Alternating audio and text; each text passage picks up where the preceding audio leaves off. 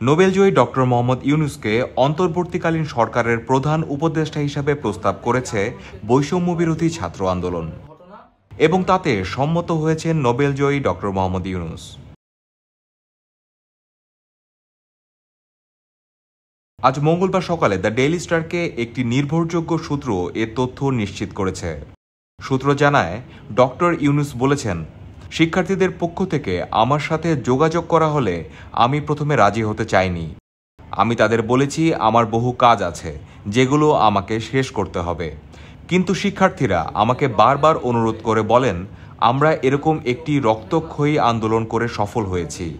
এই আন্দোলনে বহু মানুষ প্রাণ হারিয়েছেন, বহু শিক্ষার্থী, সাধারণ মানুষকে হত্যা করা হয়েছে। এখন বাংলাদেশের সামনে সুযোগ এসেছে একটা সুষ্ঠু ব্যবস্থাপনায় দেশ পরিচালনার।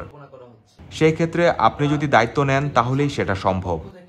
আপনি দায়িত্ব নিতে রাজি না হলে সেটা আমাদের কারো জন্যই ভালো হবে না। সে কারণেই আপনাকে আমরা অনুরোধ করছি দায়িত্ব নিতে। ডক্টর ইউনূস জানান, শিক্ষার্থীরা যখন এই কথা বলেন তখন আমি নিজেও বিবেচনা করে দেখলাম এই শিক্ষার্থীরা এত আন্দোলন করেছে, তাদের এজন্য এত মূল্য দিতে হয়েছে। শিক্ষার্থীরা যদি এত স্যাক্রিফাইস করতে পারে, দেশের মানুষ যদি এত স্যাক্রিফাইস করতে পারে, তাহলে আমারও কিছু দায়িত্ব আছে।